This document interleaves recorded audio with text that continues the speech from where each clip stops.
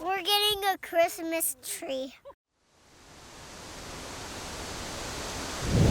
Ever since my wife and I moved to Wyoming and started having kids of our own, our old family traditions ended rather abruptly. This has given us the opportunity to start new traditions, and one of my favorites is going to get a Christmas tree the day after Thanksgiving. For the last few years, my parents have been coming out to stay with us during Thanksgiving week, and on Friday, when most people are worrying about what lines they need to stand in, I'm making sure there's gas in the chainsaw and hauling my family into the mountains to look for a tree. This time of year is also when the snow starts to drive all of the animals down from the upper elevations, which means we get to see some pretty incredible wildlife on the drive up. A bighorn sheep is arguably one of the toughest critters in North America. For most of the year, they live in ridiculous terrain on the tops of mountains, and you aren't likely to ever see one in the wild. But around Thanksgiving, because of the weather and their instinct to breed, they actually gather in big numbers right on the highway near where I live.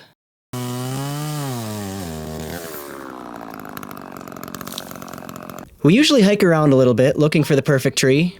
Then we cut it down, load it in the truck, slap on the $8 tree cutting permit, and head home to decorate it.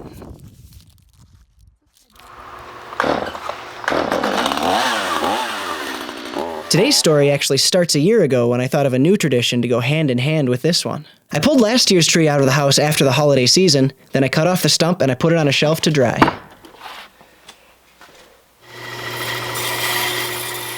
Skipping forward a couple of months, I used my bandsaw to shave down all the spots where branches grew out of the log to make the rough turning process a little easier. I made sure my roughing gouge was really sharp before getting started. I built this sharpening jig for my belt sander a while back, and it really seems to be working well. I'll leave a link to that project in the description. I carefully started chewing away at the log until it was mostly round and much easier to work with.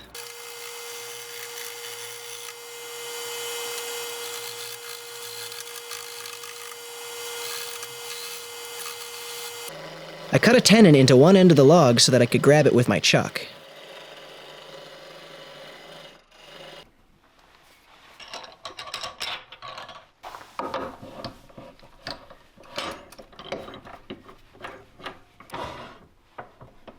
I used the tailstock to help center the log and push it into the chuck, then I tightened the jaws on the tenon. At this point, it just became a whole lot of turning. I didn't really put a lot of thought into how to turn a tree shape before getting started. This actually made the process more enjoyable because I wasn't trying to match it to any particular patterns or dimensions. I figured it would be easiest to start with a cone, then just cut in the branch layers. I marked out some even spaces, then made plunge cuts close to those lines to find my depth. It didn't come out as a perfect scale representation of a Christmas tree. It's more of a Dr. Seuss interpretation. But that gives it character, and it leaves me with lots of room for improvement next year.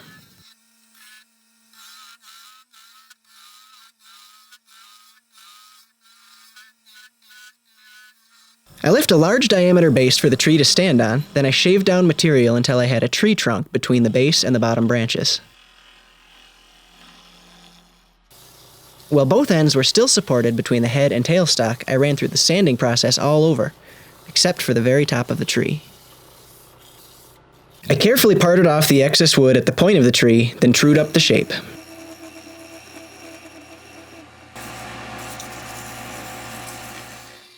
I used the bandsaw again to cut the tenon off the base, then I used my disc sander to clean up the bottom.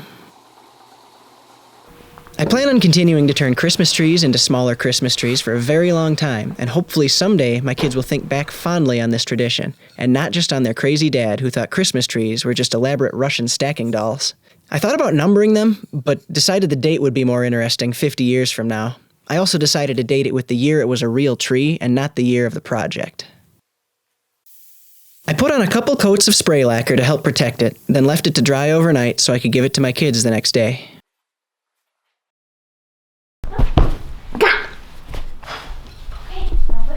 I really like it. It's awesome. What is it?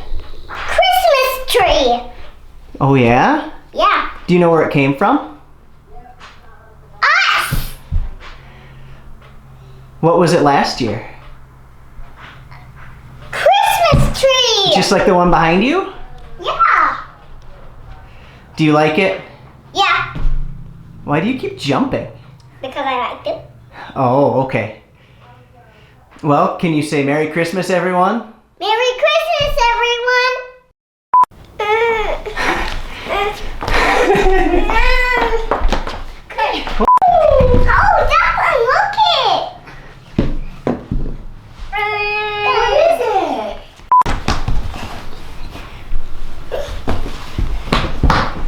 Declan, can you show it to Emmett? No. Please? Declan, do you like it right here? Yeah. Please subscribe to my daddy's channel. Please subscribe to my daddy's channel.